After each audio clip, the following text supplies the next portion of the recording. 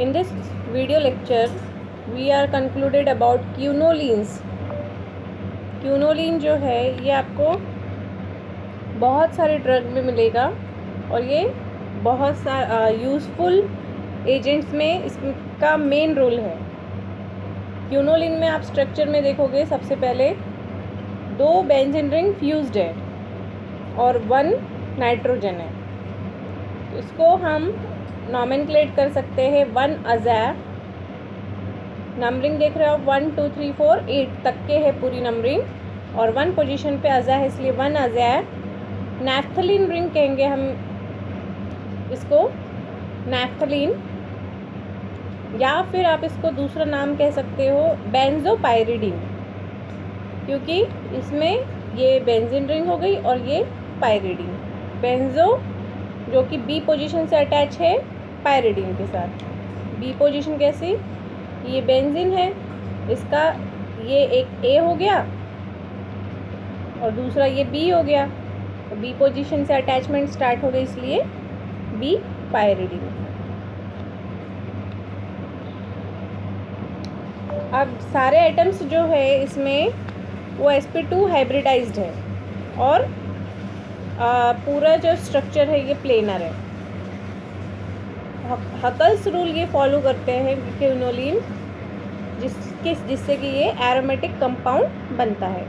Huckel's rule में क्या रहता है कि डाइईन होना चाहिए, मतलब एक सिंगल बॉन्ड एक डबल बॉन्ड, एक सिंगल बॉन्ड एक डबल बॉन्ड, एक सिंगल बॉन्ड एक डबल बॉन्ड, वो है।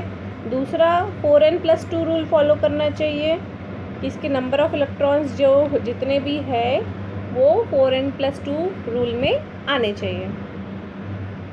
तीसरी चीज़ ये है कि प्लेनर स्ट्रक्चर होना चाहिए, तो ये भी है इसमें कि ये प्लेनर स्ट्रक्चर है और इसलिए ये हकल्स रूल फॉलो करता है, तो एरोमेटिक कंपाउंड है।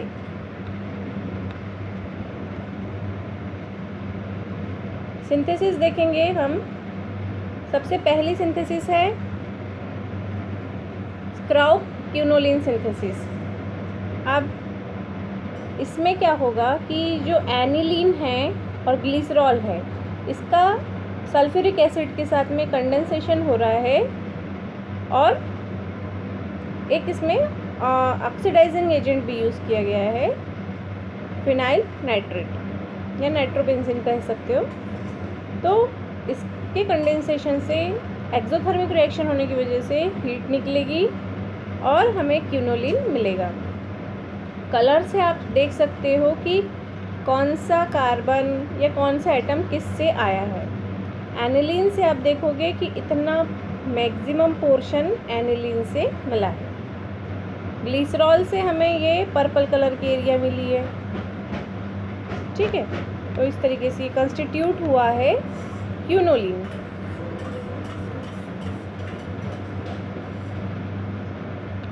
नेक्स्ट सिंथेसिस देखेंगे हम, डॉबिनर मिलर सिंथेसिस। इसमें भी एनिलीन यूज़ किया है और alpha beta unsaturated carbonyl compound लिए हैं to form the quinolines. Quinolines form किया है एसिड की प्रेजेंस में।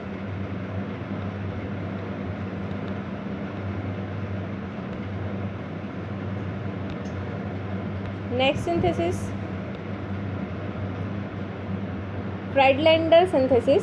फ्राइडलैंडर सिंथेसिस में रिएक्शन हुआ है 2 अमाइनो बेंजा अल्डिहाइड, इसमें केटोन के साथ में रिएक्शन हुई है और एसिड की प्रेजेंस में वाटर मॉलिक्यूल निकला है और आप देख सकते हो इतना जो पोर्शन है ये जाके अटैच हुआ है यहाँ और ये जाके अटैच हुआ यहाँ, वाटर मॉलिक्यूल जो है ये निकल गया। ये एक एग्जाम्पल है इसी रिएक्शन का।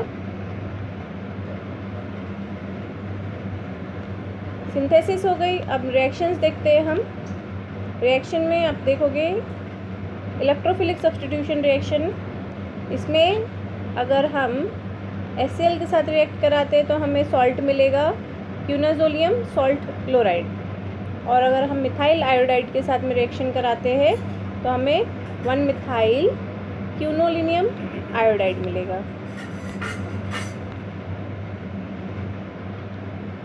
ये इलेक्ट्रोफिलिक एरोमेटिक सब्स्टिट्यूशन रिएक्शन है।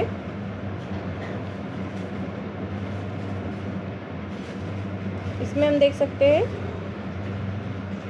अगर आप नाइट्रिक एसिड और सल्फ्यूरिक एसिड के साथ में रिएक्शन कराओगे तो आपको 1 2 3 4 5 नाइट्रो क्यूनोलिनियम और 8 नाइट्रो क्यूनोलिन मिलेगा।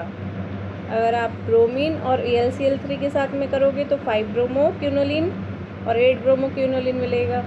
सल्फ्यूरिक एसिड के साथ में ओलियम लोगे तो आपको क्यूनोलियम 5 सल्फोनिक एसिड और क्यूनोलियम 8 सल्फोनिक एसिड मिलेगा। रिडक्शन रिएक्शन देखेंगे। रिडक्शन रिएक्शन में क्यूनोलियम का रिडक्शन करा सकते हैं हम एल्यूमिनियम लिथियम एल्यूमिनियम हाइड्रेट के साथ में, प्लैटिनम ऑक्साइड के साथ में और प्लैटिनियम के साथ में। तो आपको तीनों रिडक्शन में आपको 1 2 3 4 पोजीशन पे हाइड्रो ग्रुप लगेगा तो 1 2 3 4 टेट्रा हाइड्रो क्यूनोलिन मिलेगा। और अगर आप प्लैटिनियम के साथ में रिडक्शन करा रहे हो लेकिन 12 नॉर्मल HCl के साथ में, तो आपको 5 6 7 8 टेट्रा हाइड्रो क्यूनोलिन मिलेगा। नेक्स्ट रिएक्शन है ऑक्सीडेशन रिएक्शन।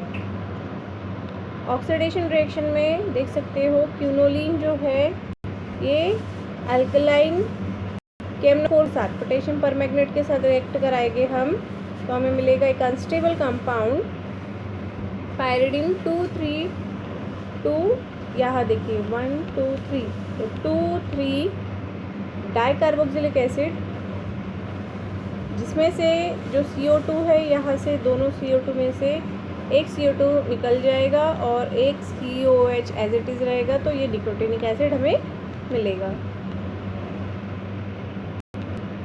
नेक्स्ट रिएक्शन है nucleophilic substitution reaction, Chichibabin reaction.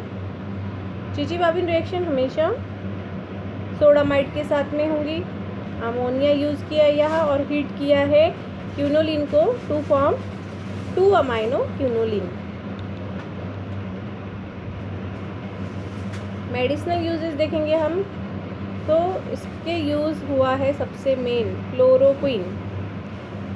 Corona के लिए हाइड्रोक्सी क्लोरोक्विन जो है ये सबसे ज़्यादा यूज़ की गई है, और इसी क्लोरोक्विन में हाइड्रोक्सी ग्रुप अटैच करेंगे तो आपको हाइड्रोक्सी क्लोरोक्विन मिलेगा। और इसका मेन कंस्टिट्यूशन हुआ है क्यूनोलिन रिंग से, ठीक है। और ये मेनली यूज़ करते थे मलेरिया के लिए, तो आपको इन सब में क्यूनोलिन रिंग मिलेगी। Quinine, quinidine, chloroquine, amodiaquine, primaquine, bulaquine. Next medicinal uses है इसका क्यूनोलोन एंटीबायोटिक में। क्यूनोलोन एंटीबायोटिक्स, इतने सारे क्यूनोलोन एंटीबायोटिक है, सब में आपको ये क्यूनोलिन रिंग मिलेगी। नेक्स्ट यूज़ जो है वो है 8 हाइड्रोक्सी क्यूनोलिन में, वो यूज़ करते हैं हम एज अ टॉपिकल एंटीसेप्टिक। ये है 8 हाइड्रोक्सी क्यूनोलिन।